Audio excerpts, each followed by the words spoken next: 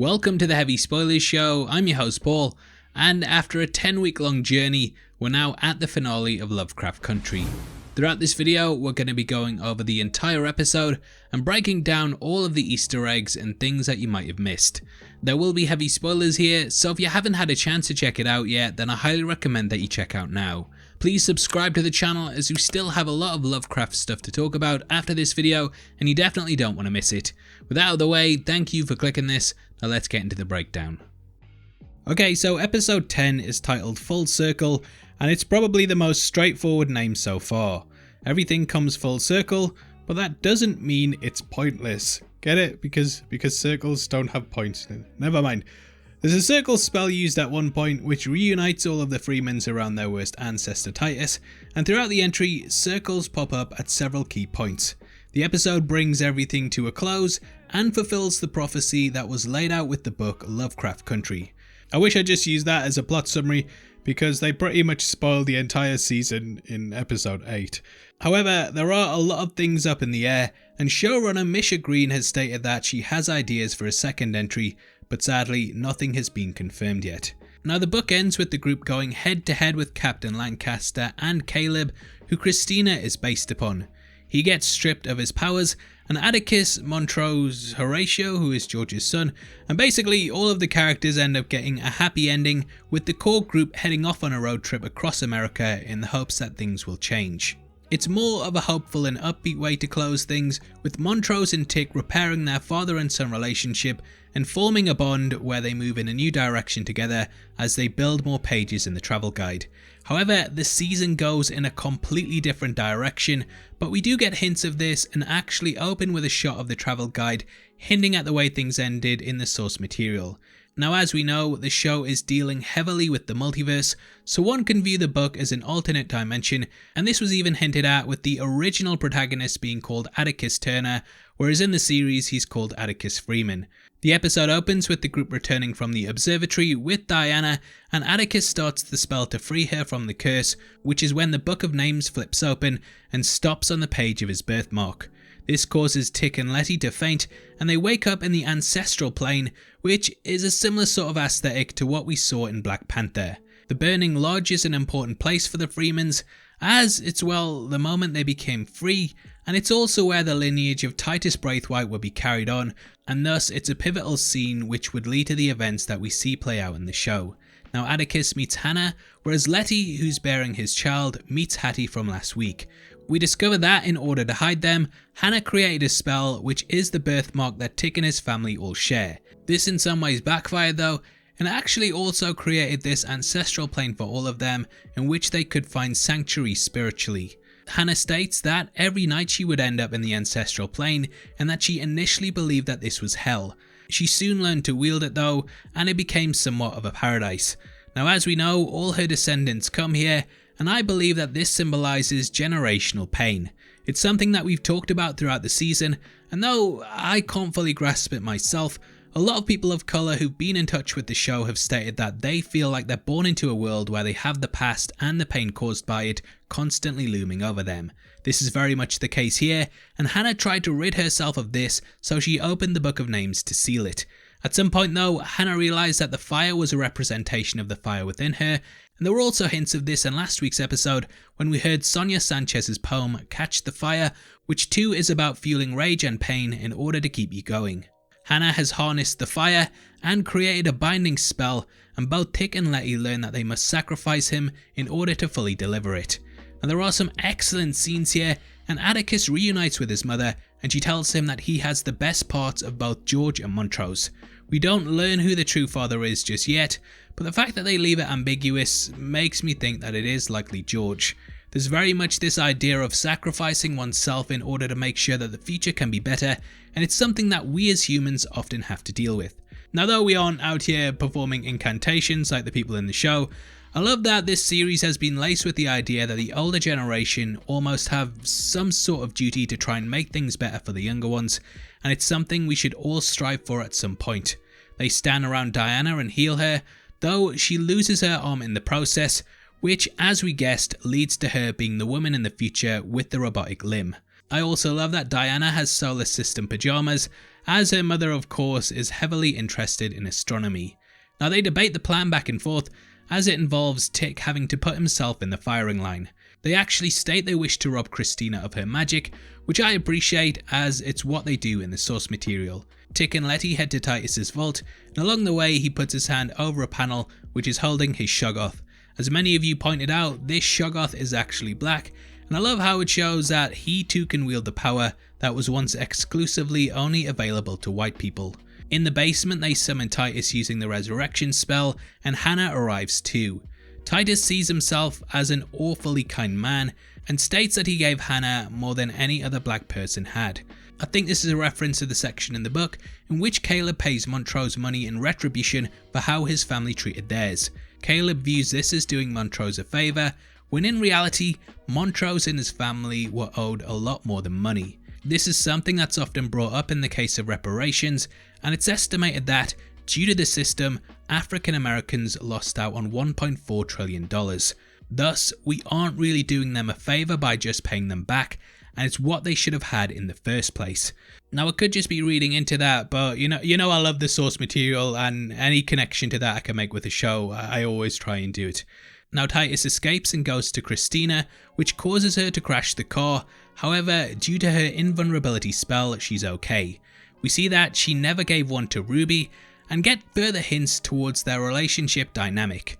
Titus tries to tell her what Tick and Co are up to, but he's summoned back and Tick cuts the organ out of him that's needed for the ceremony. We actually saw something similar to this being performed on Samuel in episode 2, and it's a nice little callback to the performance of that night.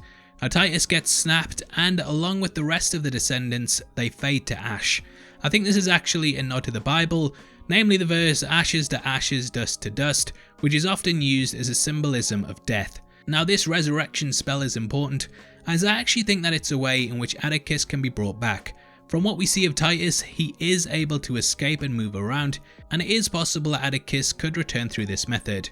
However, we'll get more into that later on in the video, and Hippolyta goes and visits Diana in bed, and the pair discuss how the former had to leave in order to become Erythia Blue. Though Hippolyta got to free herself from her box, Diana was very much left abandoned, and again we get this idea of the older generation having to give up something so that the younger generation can thrive. Ideally, Hippolyta should have remained behind and given up her dreams so that Diana could be safe. However, they don't really confirm that, and I do like the way that the show wrestles over this motif, as it often does paint out elders as being there to care for others and not themselves. Now Hippolyta goes to Tick, Montrose and Letty and decides to help in their plan, which is when Christina arrives. She tries to get the book in order to find a way to cast her spell without sacrificing Tick, but Tick denies her this, and Christina storms out absolutely furious, removing Letty's mark of Cain in the process. The group head back to the Winthrop house, and across the street we see that a black couple have moved in there. This shows that, though Letty's move may have seemed pretty insignificant at first, she truly was a pioneer that inspired others to do the same thing. We also see the blood mark on the door, which is used as protection, though I don't know if it's just me, but it seems to be fading slightly, hinting that danger could be coming for them soon. Tick calls GR, and we see across town a man is trying to chat her up by asking where she's from. The first place he says is Japan, and clearly this is commenting on how a lot of Western people pretty much always assume that Asian people are either Chinese or Japanese, even though there's a diverse range of Eastern countries and areas. Tick goes and meets her, and we learn that her mother died. We did guess that she was going to be the final soul that was needed to lift the curse, but as we see the Kumio later in the episode, it becomes clear that she died recently and didn't give herself up in order to free her daughter. GR says that she's destined to enter the darkness, but Tick tells her they can be heroes or monsters. This is mirrored nicely by Ruby meeting with Letty at their mother's grave. Ruby too has a choice, and she goes on quite an interesting arc for the finale.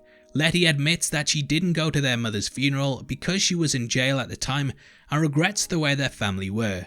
She informs Ruby that she needs her in order to get a part of Christina to use in the spell, and Ruby realizes that she's being used and tells her that Letty only really wants to be her sister when she wants something. If you cast your mind back to episode 1, you may recall that she gave her a similar speech when Letty arrived looking for somewhere to stay, but this time, instead of agreeing to it, Ruby initially denies her. However, Letty tells her more, and we cut to Diana, who's having to learn how to draw right-handed. We can see on the newspaper that she's scribbling on that the headline reads, "All white, all male jury acquits Emmett Till's murderers." This actually happened in real life, and the people behind the crime admitted to killing Emmett after the fact, but they weren't ever prosecuted because of the double jeopardy laws. It's a true case of injustice and shows just how rigged that the system really is. Under her door, Hippolyta slides a comic which documents her travels across the universe. Diana doesn't believe that she'll be able to ever draw again like that, and Hippolyta takes her to her room, which is where she gives her a robotic arm. Hippolyta has decided to focus on her children now, rather than herself, and again, it's this notion of sacrifice. Ruby goes to Christina, where the latter discusses how the spell will work, and the two kiss as their true selves for the first time. Ruby's journey has very much been about self-acceptance, and I think this moment holds a lot of weight to it, as it is her truly deciding what kind of person she wants to be. Now, she is accepting that she does love Christina, however, she also loves her family, and with this spell laid out like that, she knows what she must do in order to help her sister. Jump to Tick getting baptized for Letty, who, as we know, has started to become more and more religious. She's found God inside herself, and the two share a really tender moment with one another that culminates in a montage in which Nina Simone I Am Blessed plays. Tick truly is, and for once he sees his family, his community, organised and together, unified by one common goal. They scramble to Woody, and Ruby apparently arrives to give Letty a piece of Christina. We later learn that this is actually Christina, and that she caught Ruby trying to steal from her. She then killed her and took her appearance, and it's a big twist that shows though Christina did love her, she too was willing to do whatever it took in order to achieve her goals. Throughout our breakdowns, we've discussed how Ruby often viewed herself as somewhat of a partner to Christina, when that was never really the case, and in fact, it was very much a master/servant relationship in which Christina completely controlled her. It's sad that, in the end, this came to fruition, and I wasn't expecting it at all. It's the first time we really see Christina as the big bad. I think it works really well. Now, on the road, she says that she felt this sense of family, and that it was nice sitting listening to Shaboom Life Could Be a Dream by the Coasters. I love this scene, and it felt like the much needed calm before the storm in which all of our characters were happy and together. Upon arriving at Ardham, they enter the woods, and we hear the ominous soundtrack of the village creep in as Tick eats the piece of Titus that they took from him earlier in the episode. They form a salt circle, however we pull out to see what looks like a much bigger one surrounding the lodge. In the ruins, the villagers arrive, and they also surround the group on the outskirts, overpowering them with ease. Christina throws Letty off the tower, which kills her again, though she does return, but I'm sure she's sick of being killed at this point. In the woods, Diana is attacked by a Shoggoth, however she's saved by Tix, which we learn he taught her to use. Christina arrives to carry out the ceremony, dressed in what looks like a wedding dress, and I think this has been chosen because she's tying both Tick's life and his family to hers. There's very much this symbology that black bodies have been used in order to empower white people, and I love the symmetry of Letty lying on the ground, Montrose being knocked out, and Tick too being tied in a submissive position to showcase this motif. Christina carries this ceremony out and is showered with blood, further showcasing how the blood of black people has been used to enrich in the lives of white people. This is also what GR saw, and I think the ending should be taken that because Tick went to her for help, they were able to piece together from her prophecy some parts of what would happen and prepare for it in advance. The showrunner did go into this in more depth in their interview with Collider and stated that the finale very much represents the darkness that was prophesied for GR and how she becomes instrumental in changing things. What I kind of took this as is POCs uniting against the common cause of inequality to help one another, and we watch as Letty steps forward and stabs Christina whilst GR holds her in place with the Kumio tentacles. This is the binding spell, and it ties not only Tick and Christina together, but also all white people who possess magic on the planet. This strips them of their abilities, and it very much levels the playing field. Misha Green stated that Atticus was very much someone who was fighting his destiny, which was to die. But in the end he accepted it in order to upset the power balance and help things even out, leading to equality for all those who had been victim to the magic wielding white people over the last few centuries. Tick dies as his father battles with realizing the fate he's tried to protect him from has come true, and Hippolyta presents him with the letter that Tick wrote for him. Tick really gave his life to protect and free everyone, and this has allowed for everyone to be united. There's a lot of crucifixion symbolism laced within Tick's death, and I definitely think it stands in place to show that he gave up his life in order to help other people. He hopes that Montrose finds the second chance at being a father that he always wanted in his grandson George, and asks him not to waste the opportunity. The season ends with Christina under the rubble, and Diana arrives to strangle her with her new robotic arm, not leaving anything to chance. She says that she still hasn't learned because Christina calls out for help from black people, even though she tried to ruin their lives and was happy to step on them in order to achieve her goals. Now it ends the season on the future generation taking control into their own hands, and it does hint to what I think will happen in the series. Now, though it is possible to bring Tick back through the use of the resurrection spell, I actually think they're going to do something different. In her interview with Collider, Green said that she wanted to use the book's story to platform off into discovering other races, and people such as Asians, Mexican Americans and so on could be appearing in the future. Though she remained tight-lipped over what would be happening if there is a second season, I actually think that we've already had hints to it already. Now, when Tick travelled to the future, we learned that there had been several riots, and I believe that the next season could take place close to modern day and show things from the perspective of his son George. We know that Diana is a huge part of this future, and thus it makes sense as to why the season ends on her. Now, white people are obviously going to be annoyed that they've lost their power all of a sudden, and think it's very much going to showcase how they're trying to take back control by oppressing others. Diana and George will have to fight back against this, and this will lead to the civil unrest that Atticus saw in the future. Now, Diana will sort of be George's auntie, I think. I'm not sure of the whole family tree thing with the way things are, but I can see her sort of being a mentor, and George may retrace his father's footsteps in order to create the book before the show goes off into a new direction. I'd love to see the time travel scene from the future's perspective, with Tick showing up to get the book before disappearing into the past, but hey, that's just wishful thinking for now. Anyway, that's the ending, but let me know your thoughts and theories below. Okay, and that concludes the season, and what a season it's been.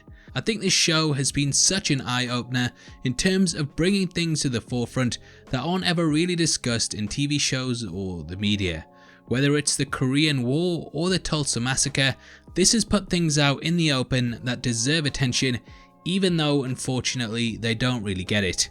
For example, when researching the Tulsa Massacre, it brought up false numbers such as 36 as the official amount of deaths, when the real total is more than 10 times that.